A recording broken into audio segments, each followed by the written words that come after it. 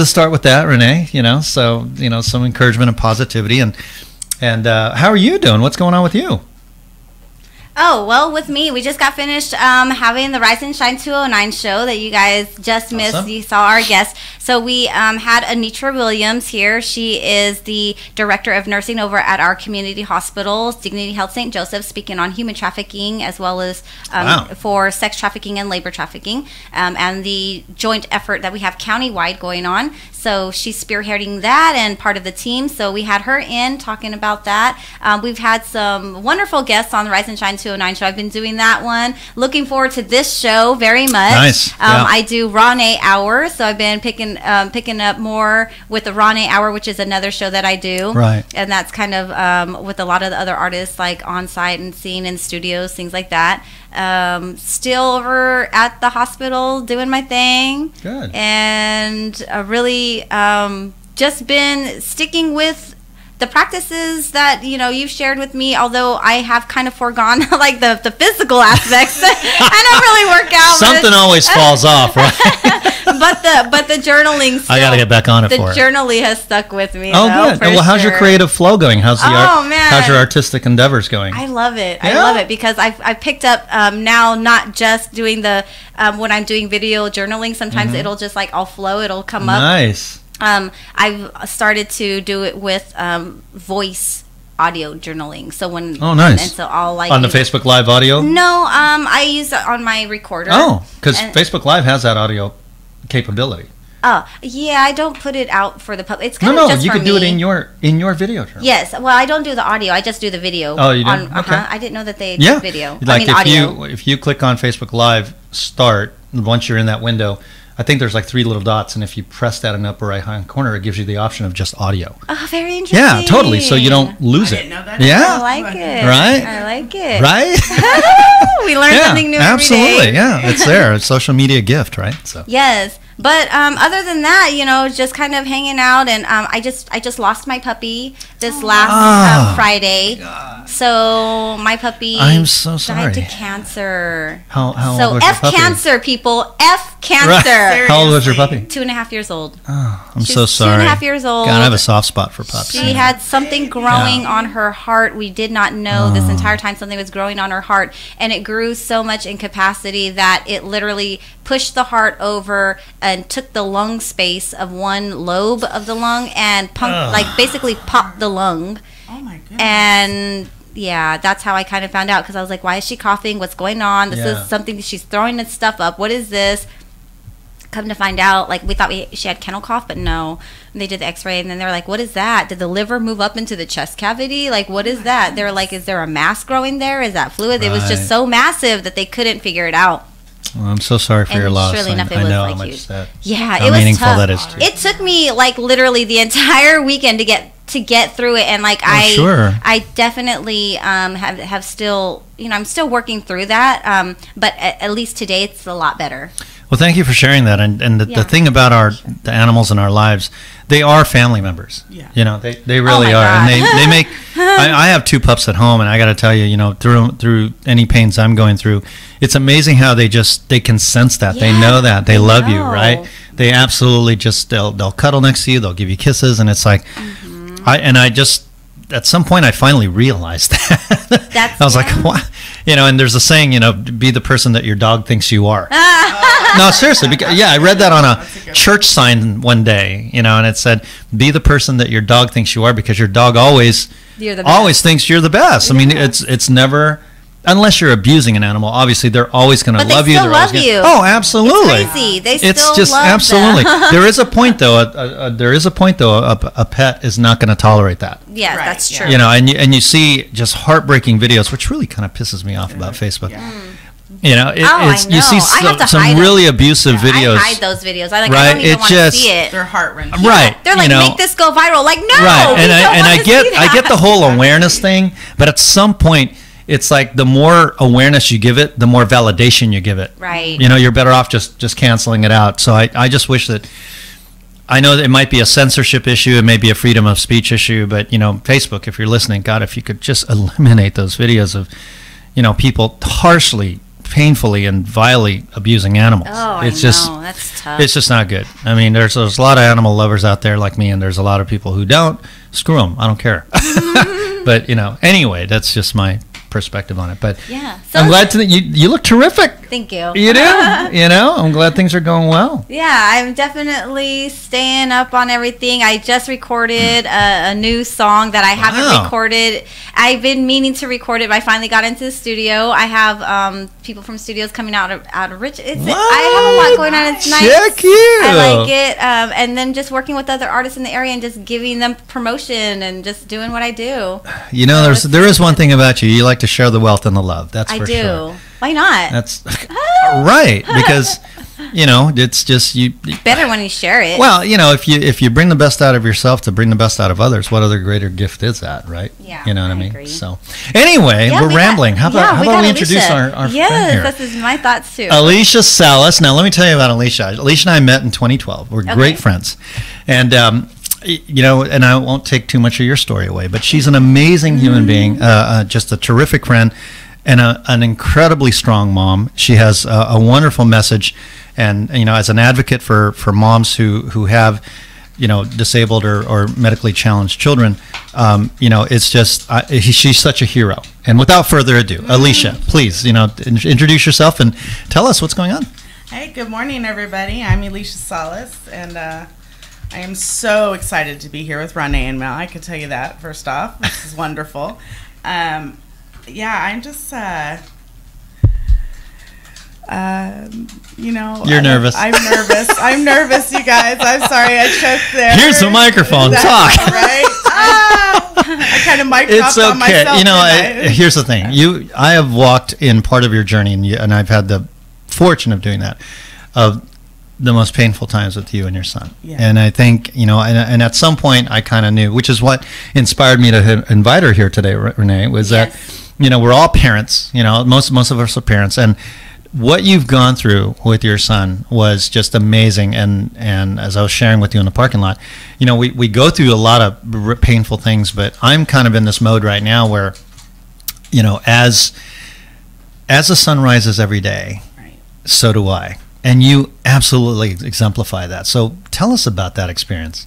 It was really, really hard. It's definitely, not something that you plan on when you're planning your life, you know. So you get that going, and then your child just becomes ill, and then they become more ill, and there's a lot going on in the medical community during the time that he was really getting ill, insurance changes and things like that. Ulcerative colitis. What is that? It's the ulcers. Yeah, it attacks the large intestine, and the colon, and all that, and it makes it like inflammation. Or like if you ever seen a picture of like cirrhosis of the liver. That's the way his large intestine looked when they had removed it. It was just completely. The sores were going all the way through, the lesions were going all the way through to the outside of the intestine, and they weren't even just contained on the inside of the intestine. So his case was particularly harsh, and his doctor had only, he was the only third patient that his doctor had ever even referred for the ileostomy. How young was he when this was discovered? He was, it was 2010 when he was diagnosed, so he was about 6. He was 6 when he was diagnosed. And then from there, you just go into, Did they say how it might have come about? Well, there's a family history of it on my side, but not to get too controversial, I found out something about the swine flu vaccine, actually. Oh, no, we should talk about that, because that is very big, and a lot of linkage to ailments and vaccinations. So that's okay. We can get into that. Sure. Okay. All right. Yeah. So I'm pretty sure it was the swine flu vaccine, because just only 2 months after he had the swine flu, he became ill. There was just the symptoms slowly building up, severe constipation, then he was bleeding from his rectum, and so we took him. Doctor did a whole bunch of tests, couldn't find anything, and so she sent him to a pediatric GI who did a colonoscopy and endoscopy, and discovered the ulcerative colitis. From there, it was into the hospital, and one of the hardest things in that first hospital was he wasn't allowed to eat anything, eat or drink anything for 3 weeks, except for water. and some chicken broth eventually. But the first 2 weeks, it was nothing but just the fat emulsions being infused to him through his IV and stuff that kept him going. So it was a hard adjustment for him and us, and then he would get better and he'd be okay for 3 months, and then he'd be back in the hospital for another 30 days. Right. So it was a constant off and on, and he finally had his first surgery in November of 2012. They did a ileostomy and put a stoma out there for a colostomy bag, right. and he was doing great, and we're like, okay, you know, it was a hard surgery. He was in PICU for a week after the surgery, and but then it was great, and then 3 months later, he was sick again, and it just kept going an like ongoing that. thing. Yeah. And the final surgery was in July of 2014 or June of 2014. Final? Now, final. What do you mean by Yeah, final? what does that mean? Well, it's actually not final. I guess I should say. I should say the operation that made it to finally stop his increasing that's pain. a good thing. Yeah. Because it's just surgical remission that he's in. So the disease is still in there, but he's in surgical remission. And they left a tiny millimeter of the bottom of his rectum there in the hopes that they'll be able to reattach him someday. So that would be a 3-step surgery, a very sensitive one. But where we're at right now, he's kind of really prefers to stay with the ostomy bag because, you know, he just hasn't been hurting since that last surgery. And he's like, I don't want to go back. Why? Right. Why break me or, you know, try and fix me if I'm not broken right now? Here we are 8 years later, right? 2010 is when the first 2010 was when it started. Diagnosed. Yeah. How many surgeries has he had? Just the two. Just the two? Yeah. Two's enough. Yeah, two's enough. That's too many, right? So he prefers the colostomy bag versus going and getting put back together? Yeah. It was just so true because he also had horrible proctitis, pancreatitis, everything. He just went through everything in there. So do they think that maybe possibly with that and it all being pretty much cleared out with him getting put back together and taking the colostomy bag out, would he have good chances of being comfortable? They say they would believe so, but it's, you know, it's kind of scary to take the risk, and I think that's where he's at too. He's not ready for that. Yeah. How old is he now? He's going to be 15 this month. Wow. Yeah. Started when he was 7? Yeah. Jeez. So what was that like for you as a mom? Because you also have how many other kids? I have 4 other children. 4, so 5 total. Wow. Yeah. And you're leading this as a single mom and the whole thing. And yeah, well, I was married at the time, but as far as being an advocate, all by myself, Oh, wow. Goodness. Yeah. So walk us through that. What was that? What was that and like? And then having to go through a divorce at the same time? Yeah, well, we just separated in October 2016. Oh, goodness. So, but it was just, he wasn't, I was the one who would meet with the doctors and conference with the doctors, and I was very involved in his care, and I actually went through some horrible stuff when we got switched up to LPCH. I was told I really didn't have a right to speak in my son's health care because it was a state-paid program, and some bad stuff really happened up there. How is that even possible? The doctor even physically assaulted me. He came How over so? and grabbed my thigh. He put his hand on the middle of my thigh, and I just looked at him. My son's sitting right next to me, and I just look at the guy, and he moves his hand from my thigh to my bicep, and he squeezes it, and he says, I just touched her in the letter, because of course I complained to the hospital, and his letter is like, oh, well, he says he just touched you to comfort you. And I'm like, well, you've just threatened to take my kid away because I'm not going to agree with your medical opinion on what needs to be done, and then you come over and grab me. That's not comforting me, you know. That should not have happened at all. And I didn't get no help. I didn't get help from the police department. What do you mean he threatened to take your kid away? I'm confused. Did I miss something there? No, what's the process? Sorry. It was the first visit up to LPCH because of the insurance chain. My son had a great pediatric GI before then. He was just amazing. Dr. Adele Abihana. He's the best. He's the best. And is that local here? No, he's actually in San Jose, but he was able to come down to Tracy every other Wednesday. Okay. So it made it really accessible. And for his infusions, when he was on things like Remicade, we could just go to Sutter in Tracy and get it done instead of having to fly all the way up to the And the LPCH Bay Area. is insurance? Lucille Packard Hospital at Stanford. Okay. Yeah, Children's Hospital. Mm-hmm. So quite a journey. So you had changed from the facility there in Tracy out to Lucille Packard because of the extent, him being a child, and the extent of what it was that they needed to have more specialty care, right? Well, no, his doctor was good. They I really can't get into too much about it now, but it was an insurance thing. They wanted to switch him to something called CCS, California Children's Services for Insurance. And so they said he couldn't see his other doctor anymore. But there are other things that surround that too. I don't think that was out of pure medical concern. That was, But the doctor up there, I just really didn't like it up there because my son went from having great care, I could say, into being a lab rat, basically. So, it just wasn't good. Trying to figure out what was going on. Yeah. So, for any parent out there that is going through anything of this nature and then seeing that they would have to see their child go through being a lab rat, what can you offer them as far as advice and patience and what's something that they may need? Yeah, I mean, in that context. What did you discover about yourself throughout this journey? Because that really, you had to really dig deep, I'm sure, because there's nothing like seeing your child being in pain. Oh, no. My spirit was completely, it just died in me, over and over again. I just had to carry myself through and through. The best advice I would give to parents, for one, is what I should have done, but it's really one of the last things you're really thinking about when you're just wanting your child to be better. Document everything. Get everyone's name that you talk to. Write down what they've said to you. Write down the medications they're recommending. Write down everything. Just write down everything, because doctors, not all doctors. There are many good doctors, I would say, many good doctors. And almost all great nurses. Loved the nurses always. Never had problem with the nurses. They are healthcare. They are the best. They really were. Without them, we don't have healthcare. No, yeah. But just in case you get a bad doctor, just make sure you write everything down and get help as soon as possible. Meaning, like, request a new doctor? Request a new doctor. Complain to the facility or medical board, I should say. Yeah, write to the medical board. That's one thing I didn't get a chance to do because I was so wrapped up in everything, and I just wanted him better. But those are things I would go back and do again if I could. I document everything and complain to the medical board as soon as possible. As soon as possible, yeah. And then you're more likely to get some better help in there.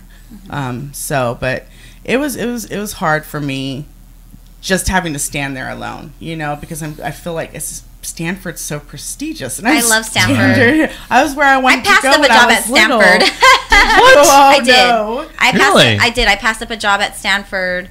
Same position you're doing now? Being in their chemistry department, in their laboratory, so I could remain, because really I just wanted to keep my skills up on the bench, but I was a supervisor for the county of San Mateo. Oh, okay. And so being a supervisor in the laboratory at the county of San Mateo, although I should have chosen the job over at Stanford, I did not, because I wanted to. Yeah, but then you wouldn't be here. I wanted to maintain that. That's true. That's absolutely true. So everything happens for a reason. Yeah. But yes, Stanford is very, very prestigious. And I mean, they, right from the valet people that are dressed in a suit and tie to every office that you go to within the facility, everybody is dressed professional. Right.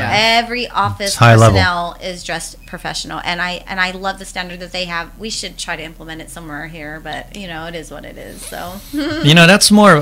It's interesting you touch on that, because I believe that's a frame of mind and a state of embodiment. It is. I really believe that. Right. I mean, what is class? What is high standard? Higher standard. It just, if you don't embody that in your heart and understand that, for as flawed as you are, you still live and practice a particular standard that you believe is your leadership and your existence.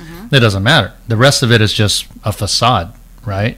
So in regards to creating it here, I'm sure you do it every day. I mean, you love what you do, right? I mean, I thought of this thing this morning on the way here. It's amazing what you can think of on a 45-minute drive.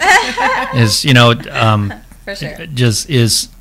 Do you believe in what you do? Do you love what you do? And are you having fun in what you do? And these are not trick questions, right? As they shouldn't be. They shouldn't be, You should really enjoy what you're doing. Hey, Maurice, how you doing, brother?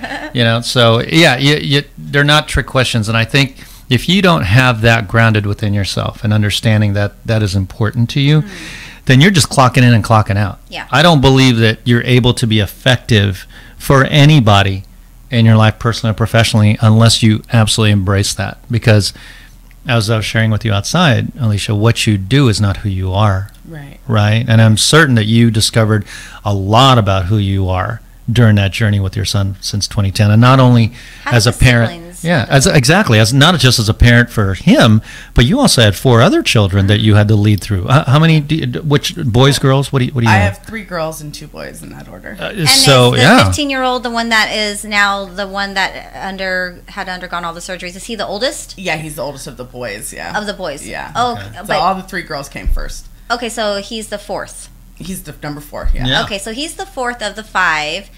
So technically, he's kind of like the baby. Mm-hmm. So how did the siblings and the family kind of embrace and help out in this? How was that support? Well, I think we all just kind of fell apart, to be honest with you. Mm-hmm. So you don't feel that there was any support in all of that? No. My daughter that was. My second daughter, she was in 6th grade at the time, and I noticed a little bit of change in her attitude, a little more snottiness. She was always so sweet and, everything. My 3rd child, Gracie, she has autism, so it just really affected them in the absence of mom and dad at that time being gone a lot. Spread pretty thin. You were really spread thin. Yeah, I'm having to find people to watch them for months at a time, and months at a time. Oh my goodness. Yeah, and running back and forth from Palo Alto if I could, just to be able to see them for a day or something. Because one thing I couldn't do, and I would recommend, I know it's really hard for people who have full-time jobs. Don't leave your baby alone in the hospital. That's right. Don't do that. Don't do that. The things I see in the children in there alone. There was even a little baby in my son's room one time, and my husband and I, or my ex-husband and I, had to always go tell the nurse that the baby was crying, because they wouldn't let us pick him up, and he was an infant, newborn, and his cry wasn't developed too, so he had a feeding tube and stuff, And that was hard, to be in there and not be able to hold the baby and just give him interaction. Yeah. Because he was just left laying there all day. They would change his diaper. Just kills you inside and leave him to hear him, right? Nurse didn't even hold him when she was, giving him his food through his feeding tube, and that really broke your heart. Broke my heart. Yeah. So there you are with your child. I am. Yeah, and I can't leave my kids alone with anybody that I don't know. So even when they're doctors and stuff, and I just couldn't do it. So I always had someone there with them at all times, and it was usually my husband or myself, my ex-husband or myself. So it affected the other children greatly, because we had good things going on, and then all of a sudden just boom. And how's the healing process now for you all? Well, I kind of had a bit of PTSD after his last surgery in June of 2014. I really kind of went into my room, and I didn't come out for like 2 years. My spirit was just dead in me, I think, just from everything I had to go through just to fight to get him to be okay, because they were leaving him there starving. He was 80 pounds at his last surgery, and that was just 4 years ago. So yeah, he was 11 and only 80 pounds and just so hungry. So my spirit just kind of died in me, and I really needed rest after all those years of all the medical and the constant fight. But now the healing's different. Yeah, now the healing began about 2 years ago, and we're all getting through it. Things have been hard because Dad and I have split up in that process, and then unfortunately Dad abandoned kids in February. So now they don't even get to see Dad at all anymore. So they're having to go through a lot of stuff in their young lives, and it's really bothersome. But I'm doing the best I can, and what do you see could be as far as like you're advocating for them, because now it's like another process that they're needing some guidance through. So what has it been so far that you could share with other parents of how you advocated for them? Well, just to try to get their father back in their life, because it's so acceptable in this world for men to leave their children. It's just, unfortunately, yes, it's so acceptable, and and it's also the same. There's mothers that abandon their children too, or both parents, but it's been really hard on them. My daughter, who is graduating this year, senior, who has autism, and she's worked so hard. She was booted out of special ed in like 8th grade, so she's been doing this all regular ed, and it really almost set her back to where she was not going to graduate. She began a self-stimming behavior. She was never one to self-stim, and she has a head tick now that she does. That's her. But that I could see that was a result, because that happened after Dad left. My little one that was sick, he's more docile, and holds it in. It doesn't seem to have actually affected him that badly. My youngest one, it's affected badly. He's at that pivotal time. He's 13. He needs a male in his life. Right. He needs that influence. And he's been going through some problems and stuff lately. And it's been pretty hard to see that because I'm like, oh, my baby, you can't be that bad, no. What kind of males does he have? Does he have uncles, grandfathers, cousins, older cousins? No, I'm not close with my mother or my father. I send them to youth group, so their youth pastor is Mel, so he is great with the kids, but I'm not close with my family. I don't have support. I'm really just on my own. I've been on my own since I was 16. So what stands out in my mind as you're describing this all, and as the kids are growing, is the level of strength that is going to come from all this. Seriously, you know what I mean? I've always looked at my sons who are now almost 18 and 16, and that when they were younger, I always looked at them as freshmen in high school, and then when I got to that, I looked at them as seniors in high school, and then after that, I'm looking at them as college graduates, and I'm looking at what development and what evolution they're gonna go through, because we're always changing, we're always improving, or hopefully by choice you're improving. Yeah, right. The ability the ability to improve by choice has a lot to do with your leadership, has a lot to do with your example as a parent, and I think that they may not see it now. Right, they may not see it now. This is what he used to tell me all the time. I think that how old's your oldest right now? My eldest is 21. 21, and the son 13. We're addressing is 15 right now? 13. The one who was sick? Oh, no, or my youngest son? The one who's sick? He's 15. Yeah, he's 15. So in 5 years, you're talking 26 and 20. Another 5 years, you're talking 31 and 25, right? They're going to see things differently. They're going to unbelievably appreciate the road you had to travel for them. I firmly believe that. Oh, yeah. And when they become parents themselves, look back on that. They're going to say, they God, Mom was an like, absolute I can't believe hero. She did that. Oh, yeah, absolutely. They better. Yeah, they better. No, I truly believe that. And I love how you're beaming and smiling about that, because you should be proud of that. I can't even imagine the strength it took to do that, not just as a parent, but as a mom. What was it in you that got you through every day? I mean, did you chant? Did you pray? Yeah, did you run? I'm definitely spiritual. So yeah, I did pray a lot. I was really just born a fighter. Okay. I've been a fighter. You got a fighting since spirit. Birth. That is very helpful. Yeah, I've been a fighter since birth. Which is probably why they were born to you, and things have happened to them with you. That's an interesting they always perspective. Say, God's not going to give you anything what you can't handle. And I'm like, I am not Superwoman. But He wants us to be. Actually, you are. I don't know of a lot of people that could have done what you've done. To try to make it show that we are superhuman. Right. Mel, myself, all that we go through. We're all a superhero in some version of another, but there's also days when we don't feel that way. Right. Yeah. But to the people that we're important to, they'll tell you otherwise. Yeah, that's true. You know what I mean? So yeah, absolutely. Yeah, wow, it's definitely the fighting spirit that got me. I love that. I'm a fighter. I love that. So if you could provide any resources to any parents or people who are caring for children with autism or any of these issues that you've experienced, where would you recommend that they go to? As far as autism goes or any learning disabilities, you're going to want to get involved with Valley Mountain Regional Center here in Stockton. They gave great resources and teaching classes. I already knew what autism was because I had worked in the special ed community at Walton before I had my daughter who had autism. So as soon as she showed signs at 15 months, I was able to recognize them right away, called the teachers I used to work for, had them come over, assessed her, diagnosed her, and I started getting her the help she needed. The teachers would come out once a week and work with her. Then I would go and take classes at Valley Mountain Regional to teach me how better to work with her.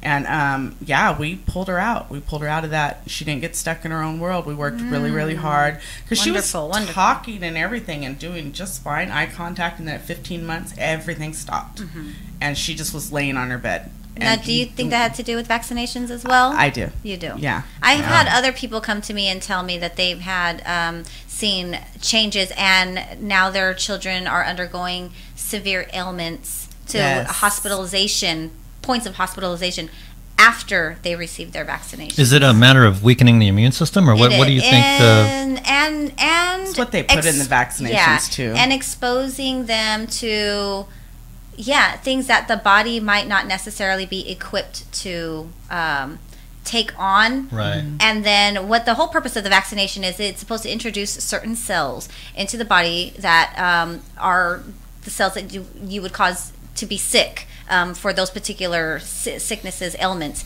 And then the body's supposed to take those ailments and say, or those cells, and say, oh, okay, I'm supposed to recognize you, and I'm going to start to build soldiers to identify you every single time you come into the body, so that way we're familiar with you. But then it gets to a point where sometimes what they put into those vaccinations could very well either be too potent, maybe they weren't replicated or done properly, they may have changed while it was mixed with others, so then it became something else. And yes, it does change the immune system. And then sometimes those bodies, as they're born, may not even be equipped to ever have dealt with that sickness in the first place. So depending on the genetics, what the child's makeup is, what they are already like, were they given fighting chances, already were they compromised in the womb? Because if they were compromised in the womb and the parents, the mother wasn't eating right, getting checks, taking their vitamins, things like it already brings their immune system down as well. Wow. Babies aren't even born with immune systems yet anyways. They only have the immune system of the parent, the mother. And when they come out, that's why it's important for them to breastfeed, because that's what gives them more immunity. But for the most part, then we're already attacking these young bodies with these big bugs. Polio and polio, that meningitis, things of these calibers that cause disabilities or long-term disabilities. It literally changes the body. It can literally change the body. What greater reason for both parents to take care of themselves prior to conceiving a baby, right? Yeah, true. Exactly, you know what I mean? And Yeah. and after post-conception, Exactly you definitely, want to be taking great care of yourself physically, emotionally, and mentally, Absolutely. and nutritionally. Yes. Taking a holistic view. And wow, I didn't know that.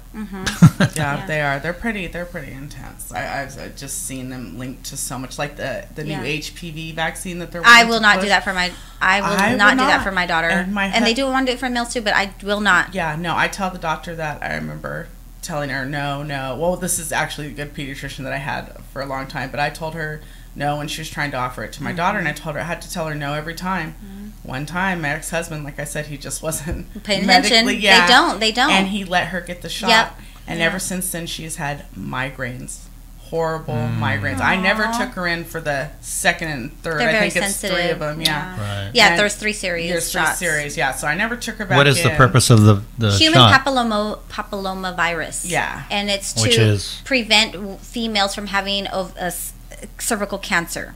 Wow. But condoms provide the same protection. They can Yes. forecast that far out with that kind of a... No, it's wanting them to utilize something that they've created in the pharmaceutical industry Right. to say that we are counteracting this. However, now you're introducing these type of cells into a clean body that has never been exposed to it. Now you want to expose them prematurely, just in case they were ever exposed. Exactly. Wow. That's the whole purpose of the vaccination. And a lot of children have died from that vaccination. Yes. A lot of girls have died from it. It is not, Yeah. I don't recommend it. And unfortunately, we live in a society where, okay, granted, there were great uses for it.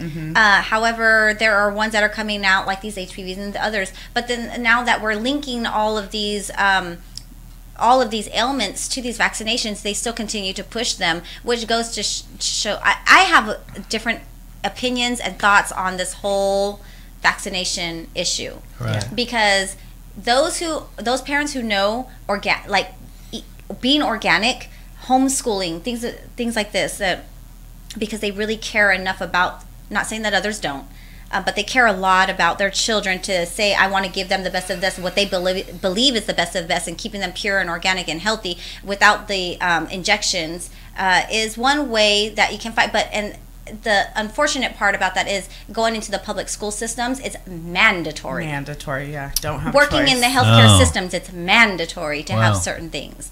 And so you're subjecting yourselves and taking on a risk of becoming affected on a physical level, and it could be permanent damage. Right. Yeah. So you never know, and so parents need to know what it is that they're getting their children into, what it is that, and then what they got to be prepared. So you're sharing what they really do need to be prepared for. We're out of time. We're gonna get ready to share more, but the fact that Elisha has come here to share with you, you guys can reach out to Valley Mountain Regional, things that she's done and ways that she has been coping, ways that she's sharing with you guys of how you can cope. If you can just leave them with a few more pointers of what that looks like for you. You know, having been on your own since you were 16. Where do you go now? And you having that fighting spirit. You've been blessed with 5 children to fight for as well. Right. So for those single moms, single dads out there that have to deal with these types of things, and just if you can just leave them with some great information on, you know, how to combat the care providers and things of that nature, I'm going to leave the floor open for you to do that. Thank you. I would just say you got to be fearless when it comes to your children. That term being a mama bear is no joke. A grizzly all the way, you know. They don't even let another bear around their cubs before they're just going to charge them and attack them. You have to be fearless and you have to be fierce. You're the only one who could truly fight for your child. You can get an outside advocate. They do have those, you know.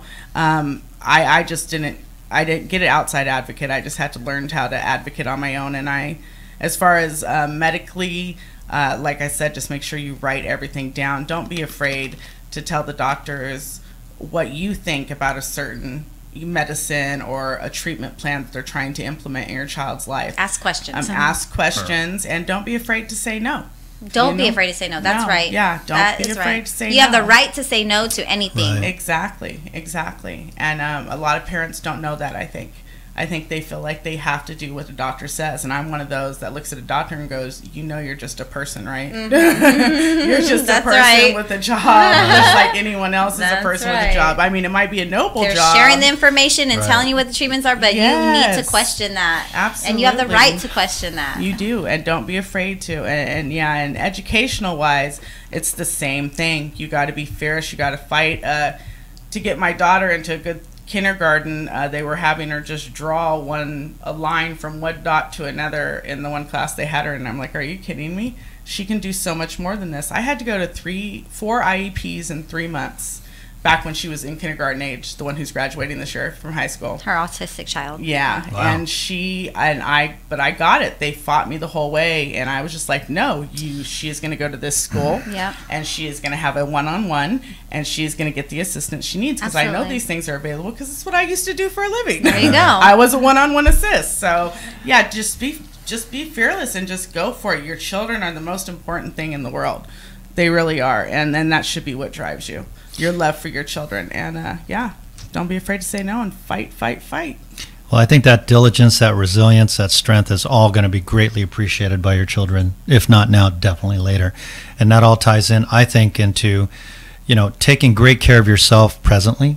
Now, being, recognizing that the physical, emotional, and mental connection within yourself is very, very important. Eating right and healthy doesn't have to be complicated. Implementing an exercise program 2 to 3 times per week, and just really taking a bird's eye view of your life and looking at all the stresses that are there and asking yourself, do they need to be there? Right.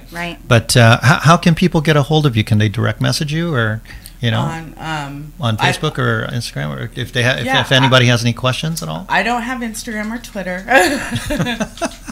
That's okay. I'm not there yet, guys. But you can find me on Facebook, Elisha Salas, and just how do you spell your name? Elisha, and then my last name's Salas. Awesome. It's been amazing having you here. Thank you for sharing your amazing journey, and I have no doubt that it's going to continue to be awesome. And Miss RawNe, what do you think? I think that's great. Thank you so much for coming in and sharing that. I mean, Absolutely. such a quick hour, a little less than an hour, but Time flies. The information that you're providing to viewers and listeners is so important. There are so many single parents out there that have children that have needs and special needs, some disabilities, and maybe they're new to this, and so is just exactly what they needed to hear. So thank you so much for coming in and sharing your story and your family. Thank you for having me Mel. on. No, thank you guys. I appreciate it very much, and I look forward to our next show. All right, I look forward to it as well. Coming to you guys next month. Maybe sooner, but definitely next month, right? Yes. First Mondays of the month, and that's right. We have it additionally. Absolutely, it'll be a bonus. Yeah. All right, you guys, take care. Have a happy Monday and enjoy your week. I hope you guys had a great Cinco de Mayo, by the way. We did. Right. Absolutely. Had a dark Negro Modelo beer and some chips and salsa. How about that? Nice. Sounds good. KXVS. All right. Yeah. Yeah.